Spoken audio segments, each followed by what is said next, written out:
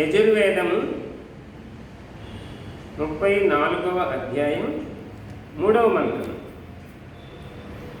మనస్సు యొక్క స్వభావము. ఇది ఈ మంత్రంలోని విషయము. ఓం యత్ ప్రజ్ఞానముత చేతో ధృతిశ్చయజ్యోతిరంతరమృతం ప్రజాసు యస్మాన్నర్తే కించన కర్మ క్రియతే తన్మే మనః శివ సంకల్పమస్తు. ప్రతిపదార్థం. ఓ జగదీశ్వర, యత్ ఏది ప్రజ్ఞానం వివేక బుద్ధి ఉత మరియు చేత స్మృతికి సాధనము, ధృతి ధైర్యము, చ మరియు ప్రజాసు అంతః మానవుల అంతఃకరణమునందు అమృతం నాశరహితము జ్యోతి ప్రకాశ స్వరూపము అయి ఉన్నదో,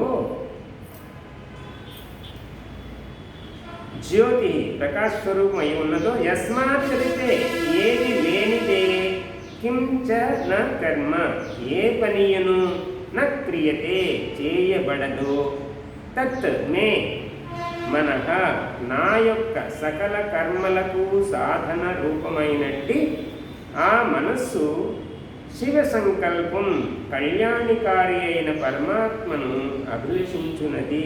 అస్తు అగుగాక. ఇది ప్రతిపదార్థం. మనస్సు, ఇది కూడా మనస్సు గురించే. ఈ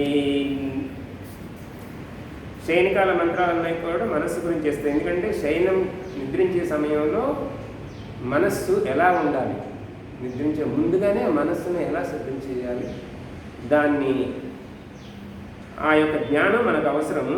ఇక్కడ మనస్సు గురించి ఏం చెప్తున్నారు?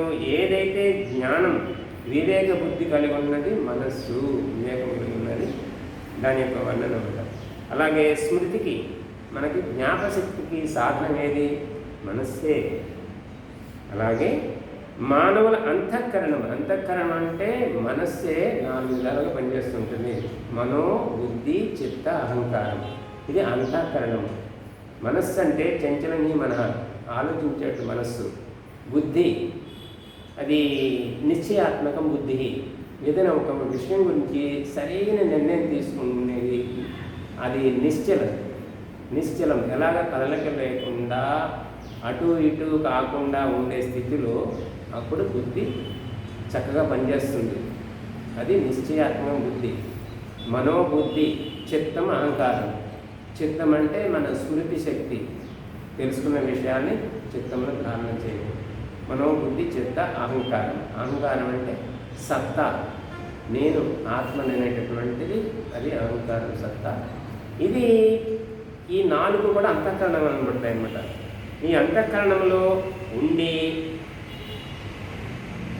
నాశరహితమైన ప్రకాశ స్వరూపం అయి ఉన్నదో, ఇది ఆత్మ నాశరహితము.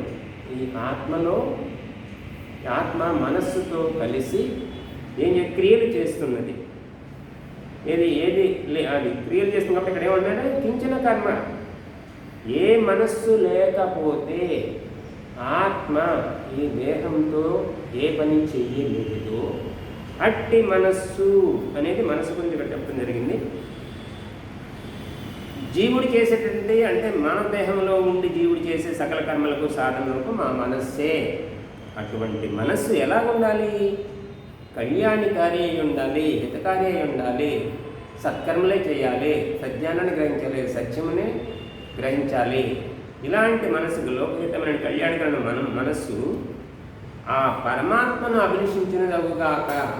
ఆ పరమాత్మనే ఆ యొక్క ఈశ్వరుని యొక్క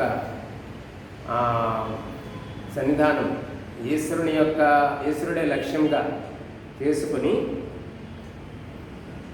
ఆయనను అభిలషించింది అయి ఉండాలి. పరమాత్మ అధీనంలో ఉండి మనస్సు పనిచేయాలి. ఇది భావార్థం.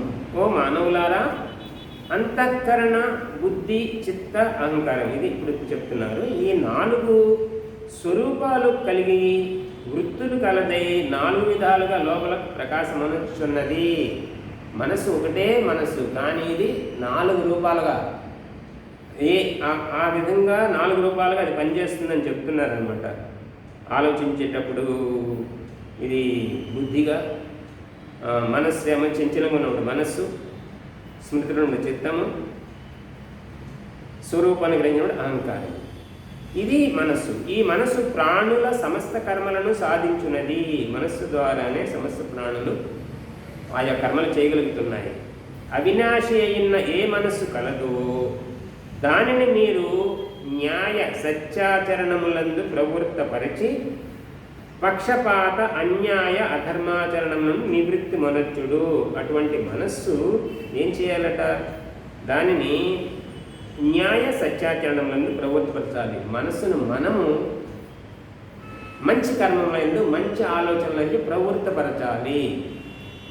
అలాగే పక్షపాతంగా, అన్యాయంగా, అధర్మాచరణం ఇలాగ లేకుండా పక్షపాత రహితంగా ఉండాలి, న్యాయపూర్వకంగా ఉండాలి, ధర్మానుచరణం ఉండాలి, ధర్మాన్ని ఆచరించాలి. వాటి యందు మనస్సును లగ్నం చేయాలని చెప్తున్నారు అన్నమాట. కాబట్టి మనస్సు యొక్క స్వభావం నెరిగి ఉన్నప్పుడే మనం సత్కర్మలు చేస్తాము. ఆ కర్మలు తగిన ఫలితాలను సఫలం, మంచి ఫలితాలను పొందుతాము. పరమాత్మ యొక్క కృపకు పాత్రలవుతాము. మన జీవిత లక్ష్యమైనటువంటి పురుషార్థం ఏదైతుందో, మోక్షం, పురుషార్థం అంత మోక్షం, శాశ్వత సుఖం ఏదైతుందో దాన్ని పొందాలంటే